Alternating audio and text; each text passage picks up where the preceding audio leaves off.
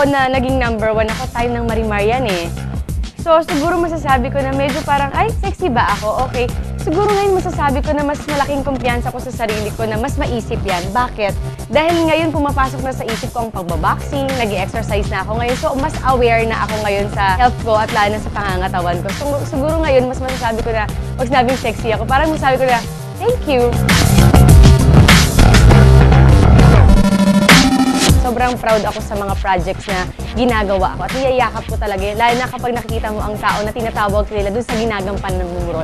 Example, ako pag lumalabas ako ng bahay before time ng Marimar, ang tawag nila sa akin Marimar, hindi Marian. So malaking bagay yun para sa akin.